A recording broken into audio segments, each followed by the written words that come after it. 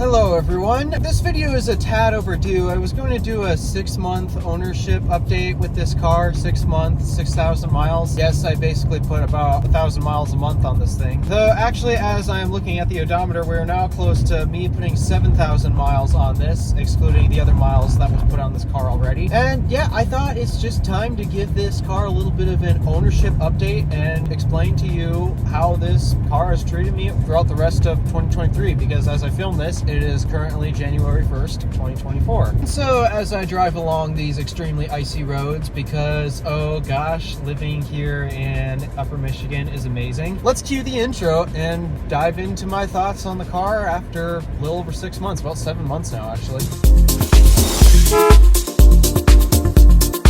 So for a quick refresher for you guys, I bought this car on June 9th, 2023. And I primarily bought this car because Red Fox was just failing me left and right. I could not depend on that car to get me from point A to point B. Well, I could if it was around town, but at the time I was about to start going on more long distance trips, and the problem was I needed my car. Before I bought Stardust and I was still driving Red Fox, I've only taken Red Fox on one road trip. Just one single road trip away from home. And let's just say it did not handle that one road trip very well. And that was before it was having major breakdowns left and right. I had taken that car all the way from Houghton, Michigan to Sheboygan, Wisconsin. For the first half of the drive, it was okay, but that's because we were on low speed back roads. That's Upper Michigan's highway system. We don't have a single interstate that touches this area except for I-75, all the way on the east end of the UP. But once we got to Wisconsin, eventually ended up merging onto I-43, where the speeds start to pick up, and that car did not handle high speed well at all, which is crazy because I drive 60 miles an hour on the highways up here all the time. So yeah, Red Fox's performance was not living up to what I needed it to, and I was about to start taking my own car on more road trips. And usually I was able to get away with borrowing someone else's car or just carpooling with someone else on the way there. But you know what? That's not working anymore. I needed my own car, and especially at the time when I bought this, I needed to head to Petoskey. You head to Petoskey, you have to hit I-75 to cross the Straits of Mackinac. That car would not be able to handle 75 plus miles an hour because people drive faster than 75 miles an hour on I-75. So that was what compelled me to get rid of Red Fox and buy this car. And why did I choose this car? Actually, for a couple reasons that I don't even think I completely explained when I bought the car. First up, when I was really young, back before I had a driver's license, this car was actually a thing, and I wanted this to be my first car. Actually, I really liked the Buick LaCrosse, and as I own this now, I'm like, wow, I'm glad that I really wanted this car because I absolutely love it. From a kid's perspective, or I should say teenager's perspective, yeah, this was what I wanted to be for my first car, and well, it's my second, but it works. I still have it. And then other reasons, well, I just needed something that was relatively fuel efficient, which this being the hybrid model, I did not expect I would be getting. I didn't even know Buick made a hybrid version of this until I went shopping for it. And so yeah, this being the hybrid model, one of the biggest reasons why I needed a new car. Red Fox was terribly inefficient, so bad. I was averaging 16 miles a gallon if I was driving with a light foot. It was horrible and resulted in basically having around a 200-mile range with that car. Yes, people are scared of electric cars because of their short range. Yeah, I drove a gas car with less than 200 miles range. I did a range test in that thing, and I didn't even break the 200-mile mark. Thank you for choosing McDonald's. Will you be using the mobile app today? Dang. They really stacked the whipped cream on this one. And then the final reason why I ended up buying this car was because I straight up needed something that was more reliable. I could not tolerate dealing with a car that was breaking down on me left and right any longer. You guys saw last year my January hell video with Red Fox, and I was so mad and frustrated. One of the biggest reasons why I want to go electric is because there's not this complexity that breaks all the time. Yeah, there are some things that can go wrong with an electric car. I'm not saying that they're the most reliable pieces of tech in the world, but compared to the gasoline combustion engine, way more reliable. Because of the lack of parts compared to a combustion engine, they'd be more reliable. And unfortunately, this car is not the case. The point was I needed something more reliable, and one way to get that was by getting a newer car. Not something from 2007, but from something like 2019, which is when this car was made. Okay, Escalade, I need you to move because I need to get over.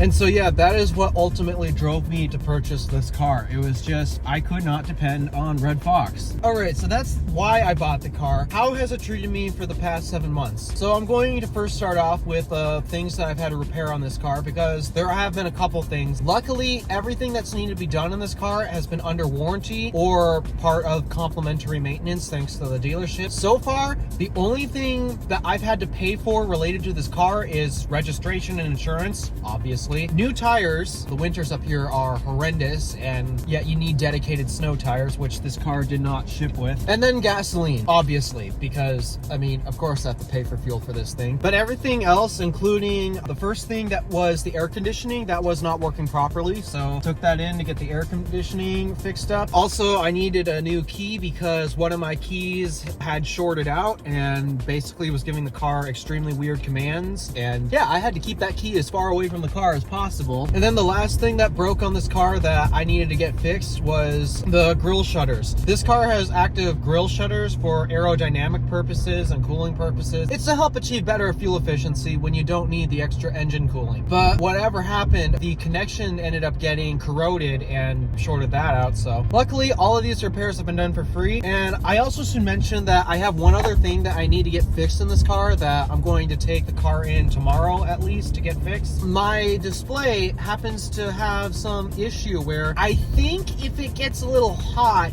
these weird lines start to appear on it, and I don't know what's causing it. It looks graphical or software based, not really hardware, but I'm not sure what's going on. But yeah, my display is acting up, and so I'm taking it in tomorrow to get that fixed. But that is also going to be free of charge thanks to the warranty. So those are basically the repairs, and then there's just two more things I wanted to talk about. One, how have I used the car for the past 7 months? And two, the things that I like and dislike about the car. How have I used this car for the past 7 months? For the most part, it's basically replaced Red Fox, so it's picked up on my daily driving, which I actually have increased a lot more than I expected. So much to the point where I am literally putting 1,000 miles on this month, and some of that is just purely in city driving. But again, like I mentioned in the beginning of the video, I also needed a car to do some long distance road trips, and so far it hasn't really done anything too long distance, but this summer I am really planning to put some serious miles on this thing. I've taken 3 road trips with this car so far, once to Petoskey and then 2 more times to central Wisconsin. The Petoskey trip is approximately 300 miles from where I live, and then central Wisconsin is about 200 miles. Nothing extremely long distance, but this summer I'm planning on taking a road trip all the way to North Carolina from upper Michigan, and that's going to put 1,000 miles one way on this car. So yeah, good thing I have this and not Red Fox, because I do not think Red Fox would survive that trip at all. At least not without completely breaking down and me needing to call a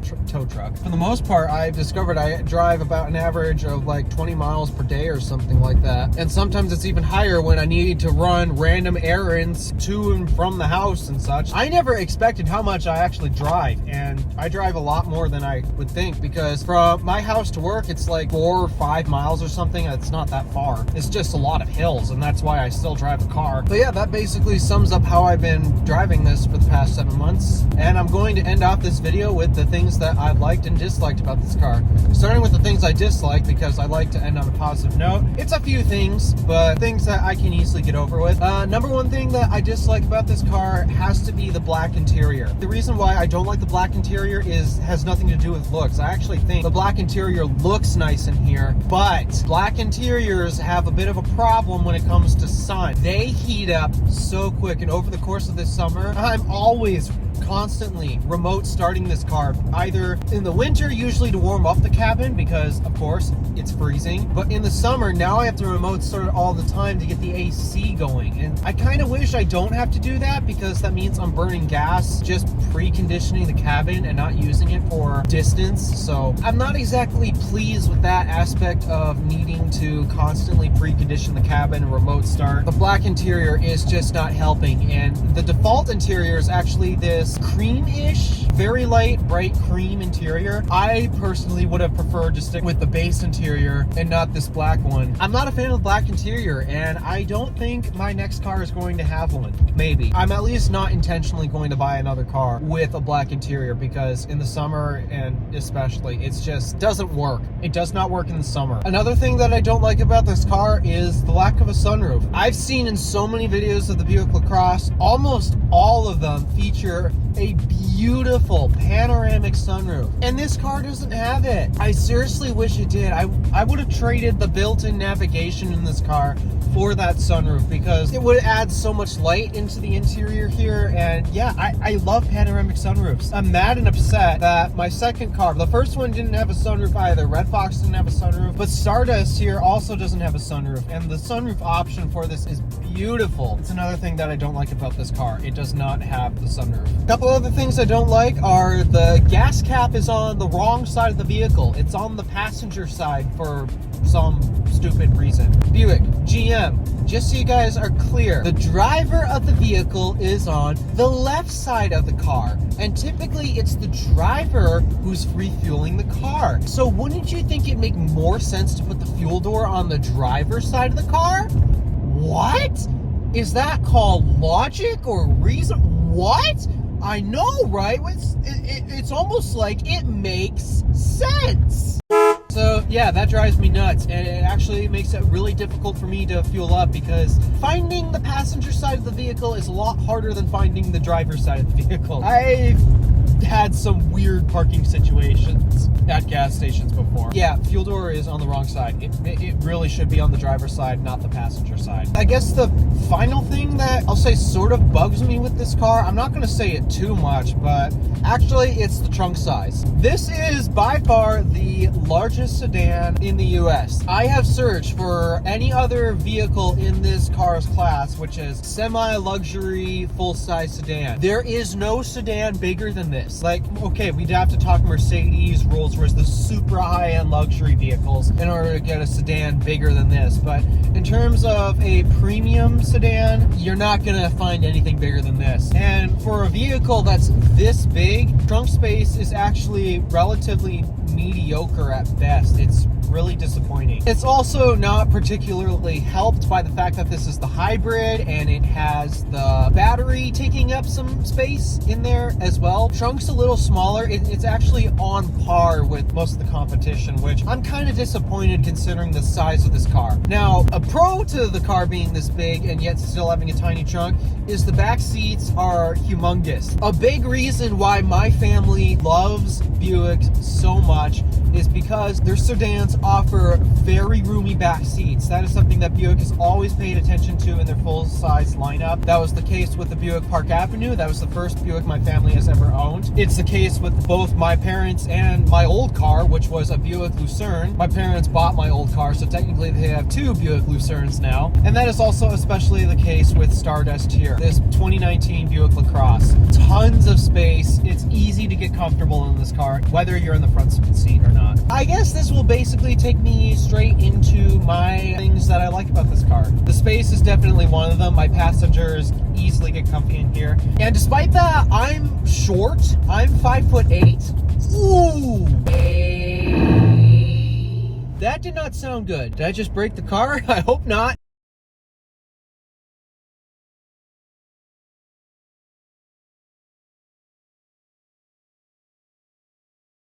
As I was saying, I'm short, I'm 5'8", so I'm not exactly the tallest guy to compare back seats to, but my dad, who is a little over 6 foot, has sat in the passenger seat multiple times, and my mom usually sits behind him when we've gone on long distance trips in this. Long distance being like a 45-minute drive out of town for a family event or something. Nobody's cramped. It is impossible to get cramped legroom-wise. Width-wise, if you're in the middle seat, you might have a few problems, but I've made 5 people work in this car just fine. Space in here, it's plentiful. There's nothing to complain about space-wise in this car. All right, moving on to other things that I like. I think I've talked about space enough in this car. Apple CarPlay and Android Auto support. I'm an iPhone user. I never understood why people love CarPlay so much and will say that, like 90% of people say this according to a survey. 90% of people say they will not buy another car if it doesn't have Apple CarPlay. I never understood why. To me, it wasn't really all that special. It's just another interpretation of connecting your phone to the car and using it and such. But now that I have Apple CarPlay in this car, I understand why. And I love it so much, especially considering that I have the factory navigation in this car, which is weird because I have never seen a base model GM product actually have the factory navigation. It's always had to be the highest end models out there, but no, this car has the factory navigation. I'm genuinely surprised to see that. Even though this car does have the factory navigation, I don't use it. I actually use Apple Maps in this car all the time. In fact, that's what's on my display right now. I use it for a multitude of reasons, be it for navigation. In-car navigation is typically not that accurate after a few years, and this came out in 2019, so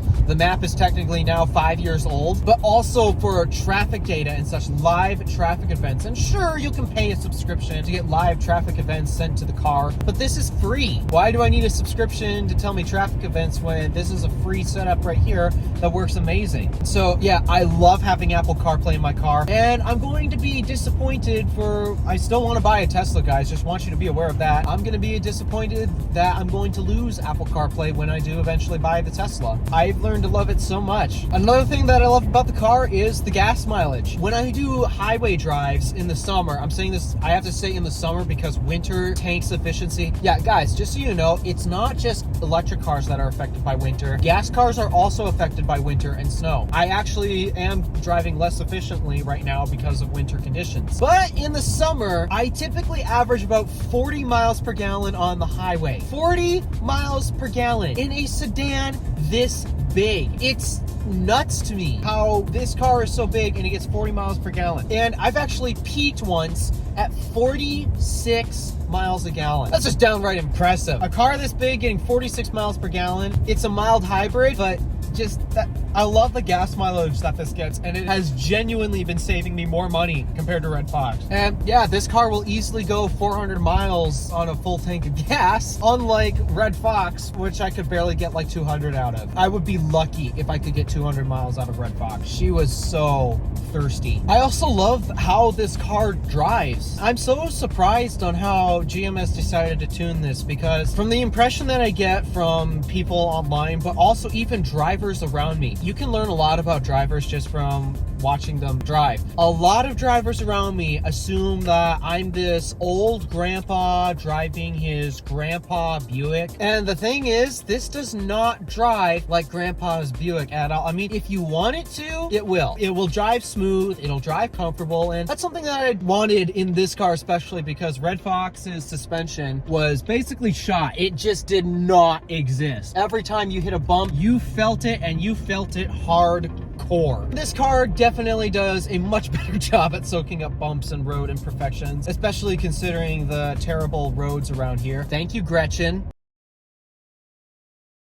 But yeah, this car will drive smooth if you want it to. I did not expect when I take this thing on back roads on the occasion, and sometimes I have to due to road work and traffic congestion or something like that. The few times where I've taken this on back roads or just long highway drives, because guys, remember, the highways around here, they're basically back roads, just with more space for accidents and such. I'm very shocked at how this thing performs on a road. You floor it, you'll spin tires. I can't believe you can easily spin tires on this thing. It drives me insane how easy it is to spin the tires on that. And sometimes it's a bit of a problem when you're trying to accelerate going uphill into traffic. It's a bit annoying every now and then, but this car just turns so smoothly, it drives so smoothly, and when you send it in the back roads, it's kind of fun. I did not expect to have as much fun in this car as I did, and it's the hybrid model. It's the model you expect to be the least amount of fun. But I remember back in 2017 when this came out, Buick's press material included the fact that they wanted to make this slightly more youthful in terms of a driving experience because they were tired of being completely associated with Grandpa's Buick. I have to admit, they really did a great job achieving that. They've certainly achieved that feat. If you want it to drive smoothly and comfortably and easy, fine, drive it that way. The car will drive that way. But if you want to have a little bit more fun in back roads and such, just be careful not to have too much fun, because you got to remember, this is still a bit of a heavy car. It feels like it kind of wants to do it. It kind of wants to play a little bit, and that's fun. I love the way this car drives. It also feels much more competent at highway speeds. I took this on I-75 once on my way to Petoskey, and I actually ended up doing close to 80 miles an hour due to traffic conditions. Just so you guys know, going the speed limit is a good idea. They're there for a reason, but what's a better idea is to stick with the flow of traffic. That is especially the case if you head into the big cities. I got this car up to a maximum of 80 miles an hour. Oh yeah, I had to do that to merge on, otherwise I wouldn't be able to merge onto the highway. I would have had to slow down and wait for a clearing. And yeah, this thing just took it like easy. So yeah, I love the way this car drives, and I could go on and on about things that I love about this car, but those are the key things that absolutely just stick out to me right now. CarPlay, the gas mileage, the driving experience, the space and room that I have with this car. There's so much to love. And yeah, I've got my complaints. I don't like the black interior. It gets too hot in the summer. The gas port's on the wrong side of the vehicle and such, but at the end of the day, everything else about this car makes all of those nitpicks not even matter. I had a drastic change of attitude towards my car ever since I bought this. Back when I owned Red Fox, I hated my car. At first I liked it, but that's because, oh, it's my first car and it's exciting. It's exciting when you buy your first car. The problem is when you buy something cheap because that's all you've got, it's just not worth it. I can't recommend buying cheap gas cars like that anymore. Yeah, there's a saying, buying a beater with a heater and getting it fixed up, but I think you have to be enthusiastic about being a mechanic and repairing your cars like that. I'm a car enthusiast, okay? I want that to be clear. I'm a car enthusiast, and I may talk about electric cars all the time, but I'm even enthused about some combustion cars. I'm going to be honest there. There are some combustion cars that get me excited, but I'm more of a car driving and owner enthusiast, not a car repair enthusiast. And that's because I don't like having to spend money at very emergency situations, and I don't like constantly worrying about if the car's going to break down, or is this little hack going to keep the car drivable for X many more miles. I don't like doing that. I don't like driving cars that constantly have reliability problems. And that's the biggest reason why I want to go to electric. From a drivetrain perspective and a reliability perspective, they're just flat out more reliable. You cannot get better than the electric car in terms of a car that is solidly built and is going to last. And I know people are going to get mad at like that battery degradation, but we have battery recycling technology. And we're also coming out with more chemistries that are slower to degrade, like lithium iron phosphate. I'm excited about that technology, and I wish the US would start actually building more lithium iron phosphate battery factories, because I think that's what we need, to be honest. But at the end of the day, the way I want to conclude this video is I am extremely Damn, that's a little close there, Crow. I was about to have a crow plow straight through my windshield.